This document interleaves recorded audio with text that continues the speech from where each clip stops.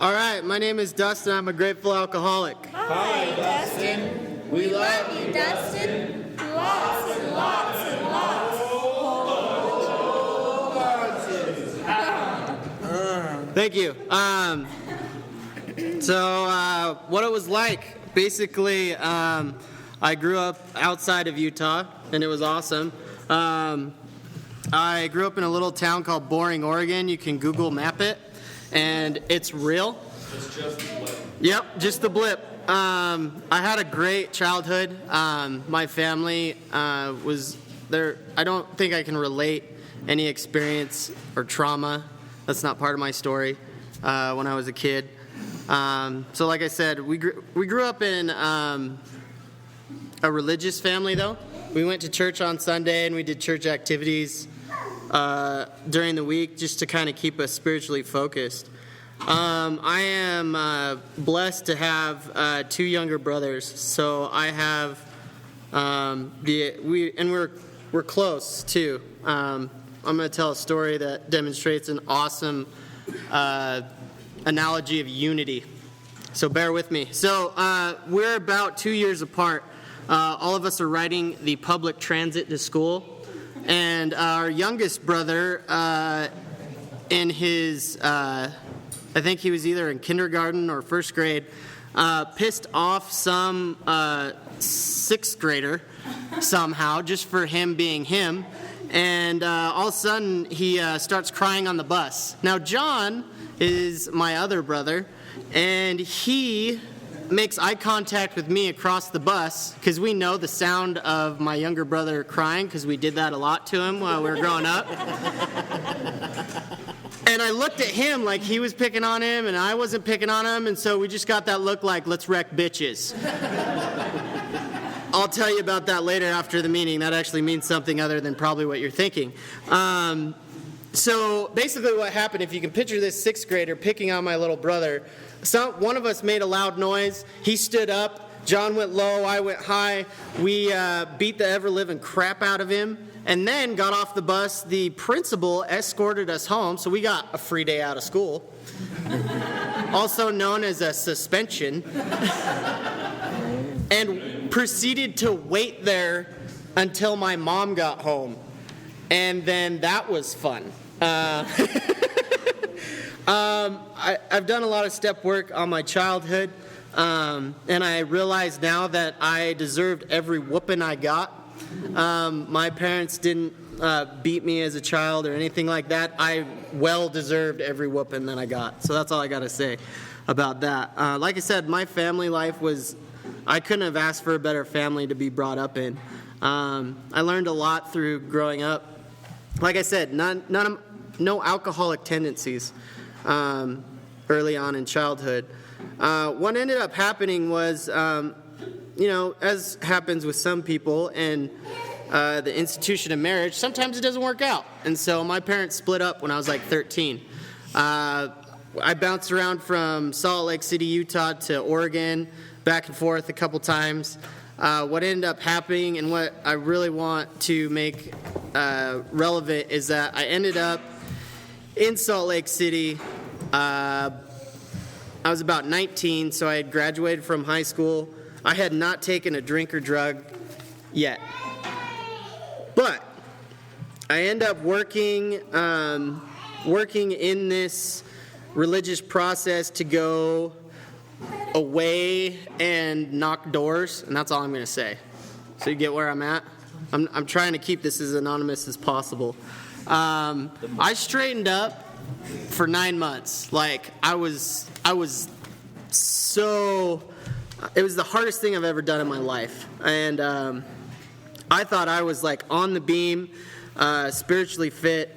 And it came down to this one experience where I was meeting up with this older gentleman. We were supposed to start filling out this paperwork to qualify me for this trip. And for lack of I've taken a look at this many times. And basically what happened was he misplaced the paperwork. And that was a big deal to me because what I told myself as a result of him doing that was that I didn't matter, I didn't measure up, and he didn't care. And so as a result, he said, well, let's just do it next week, which was no big deal for him, but it was a big deal to me. So when I walked out of his office that Sunday afternoon, I remember the distinct thought that I was determined to sin. After 9 months of being pent up, I was going to live on the other side of the fence. And totally qualified me to be an alcoholic.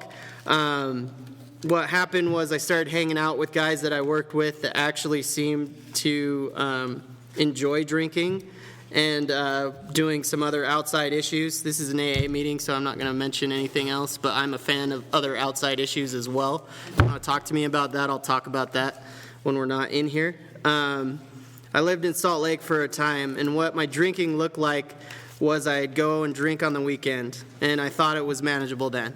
Taking a look at it now, it wasn't. The weekend moved to like Friday, Saturday, Thursday, Friday, Saturday, Wednesday, Friday, Saturday. Then I would take a day off Monday or not work Monday because I had partied for too many days in a row. And I thought I was just that party kid for a really long time.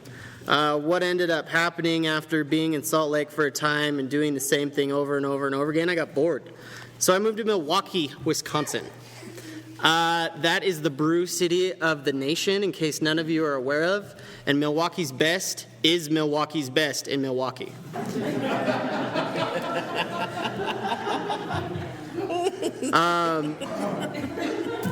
My alcoholism turned from, it upped its level, basically. My shame and guilt and the things I sacrificed as a result of me doing the things that I was doing while drinking brought me to a new low. And unfortunately, or fortunately, depending on how you look at it, I got an opportunity to either stop or move on, and I wasn't done yet. So what did I do? I moved on to the wonderful city of Las Vegas. I moved to Las Vegas because I had a job opportunity in the same field I was working at in Milwaukee, opened up in Vegas, and let me tell you what, that 6 months in Vegas felt like 6 years. My drinking and using got exponentially worse. I was told a story last night of what I did that I don't even remember, because I don't know about you, but once I started drinking at that point in my history, it was all hearsay. Like, I'd hear her say what I did, I'd hear what he said I did. It was ridiculous. And what it ended up coming down to was I had to move back to Salt Lake City. Now, I did a little bit of spiritual dabbling, and what was good about that was I had a new hope that I could live life once more. I didn't know that every time I took a drink or anything else into my body that I would become spiritually disconnected. And so I struggled with that for a really long time in Salt Lake, doing these new age activities, like getting together and sharing our feelings. But then I would drink after, and I couldn't figure out why I could not stay sober for the life of me. Well, since there's a higher power out there that cares about me so much, while I was part of this group, I actually met my first sponsor. And he 12-stepped me about a year and a half before I thought it was a problem. He knew it was not normal what I was doing before, because we had this call time, and I could never make the call time on time, because I was partying the night before. And I don't know why alcoholics do this, and I do it too when I sponsor guys, but every time I called him late and had a headache and would give him an excuse, he would laugh at me. And it was not funny at the time. He would laugh at me and say, you know what, when it stops working, Dustin, call me. And I remember that and it just stuck. Well, the funny thing is about my using is I lost pretty much everything while I was out there. I didn't get much, but I lost everything. And I never lost that man's number. It was actually in a binder similar to this one, It was like in the first 2 pages, and out of all the things that I lost, I'd never lost his number. And that's got to be divine intervention or something. I had a family member that got hemmed up by the lovely city of Taylorsville and had to start getting sober, but not doing sobriety, if you know what that means. You know, he had a court card and shit. Excuse my language, sorry. What ended up happening was, as a result of him getting tricked into being sober, his life got better, and he had to make changes in his life, like change his playgrounds and his playmates. And what that meant was he could not live with his older brother and his younger brother anymore because we were part of the problem. And the way that we were acting was not okay. The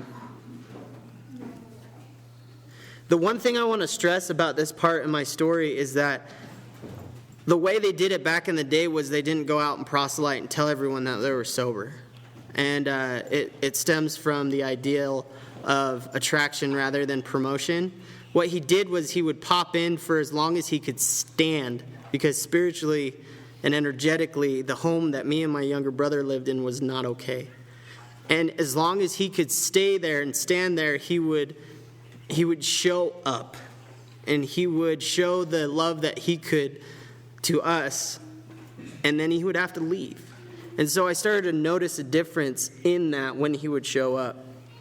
What ended up happening as a result of that is I started asking him what he was doing. And he showed me. He's like, so you want to go get coffee? And I'll tell you about it. Well, he brought like a book that was blue like this, and we read the doctor's opinion. He read it to me. I was not clean at that time, which he shared with me was okay.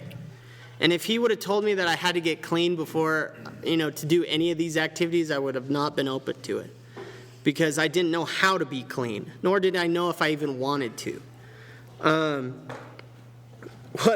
don't remember much about that night, other than that we had coffee, and it planted a seed.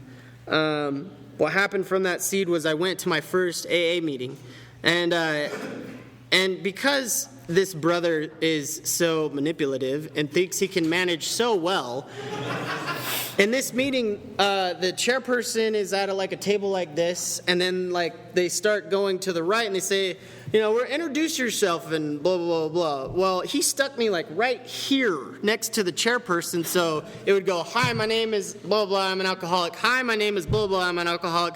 And then I would have to say, hi, my name is Dustin, I'm an alcoholic. Well, because my God has a sense of humor, they went the other direction. And on the other side of the table was, hi, my name is blah, blah, blah, and I'm support. Now, what that did for me was it gave me my first out in the rooms of Alcoholics Anonymous.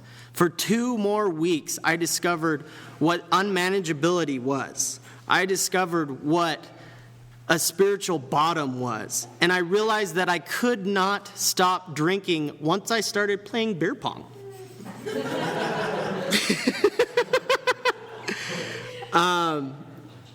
And you know what? I came to an understanding, and the first person I got honest with was my mother and my grandmother.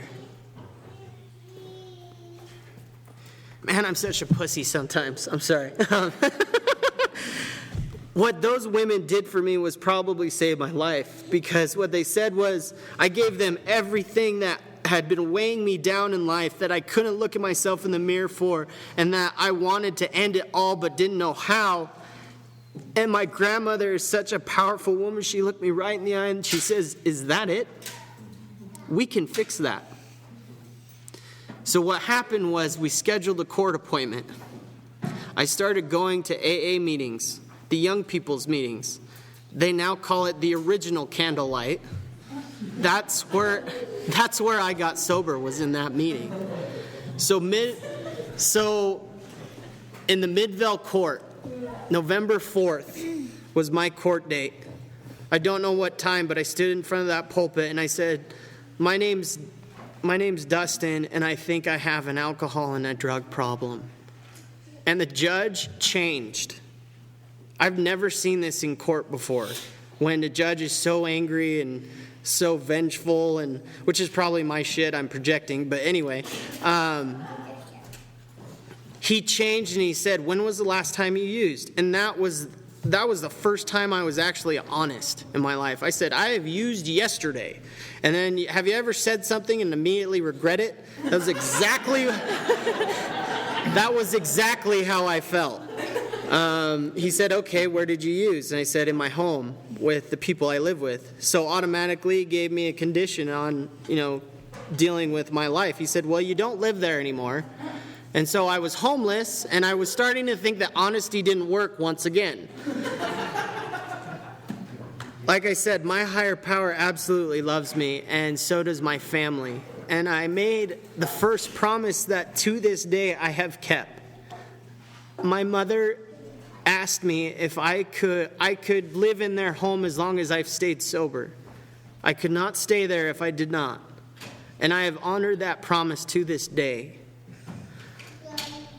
I went to the candlelight meeting and I stood up and I finally admitted that I was an alcoholic. And when I did, everyone not only laughed, but it seemed like they cheered because they know my brother. And he is totally an alcoholic. It's true.